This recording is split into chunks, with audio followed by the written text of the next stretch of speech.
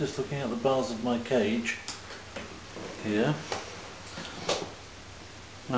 This is my office. My computer here. I've just got myself on the screen doing some silly stuff. Just looking out the bars of my cage. That was the chair, not me farting. I can see this lovely thrush.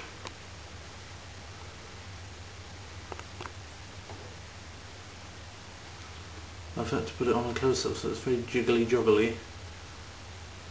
There's another one behind there.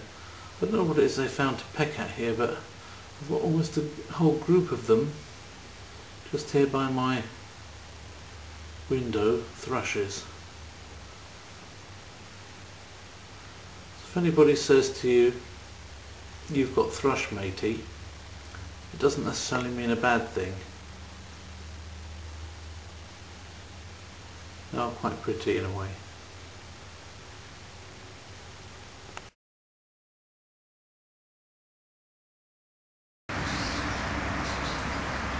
I've heard of Jay's cleaning fluid, but what we have here is some jays taking a wash in a puddle. If I were to get any closer, they certainly would fly away because they're not very tame at all. But they are jays.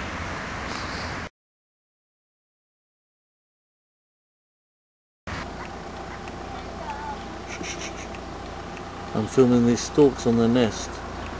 One stretching his wing out, getting the last of the rays of the evening sun. Two parents and one baby stork.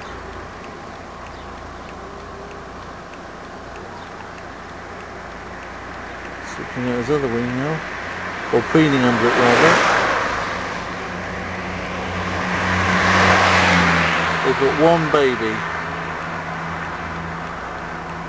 There's the one on the right, which is smaller than the two parents which are on the left, more on the left. Get a bit closer.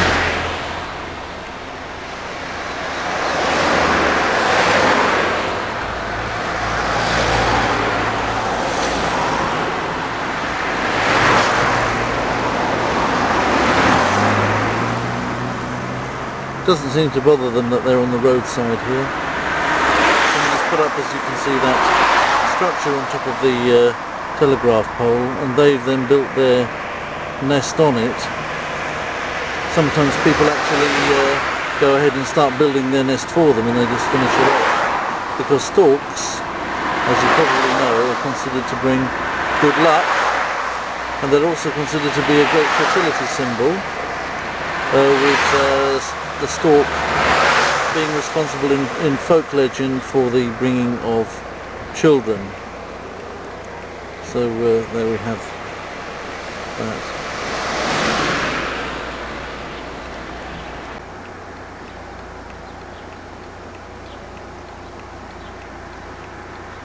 You can see the preening close up and the beak clapping.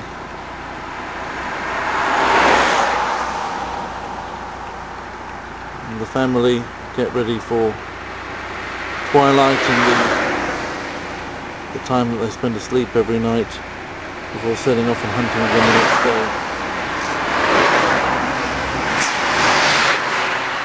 Obviously storks have got to bring up their young very quickly, mainly on lizards and frogs, because in a few months of being born that stork's got to be ready to fly an amazing 3,000 or 4,000 miles to Africa, where it spends half of the year, the winter period for Europe.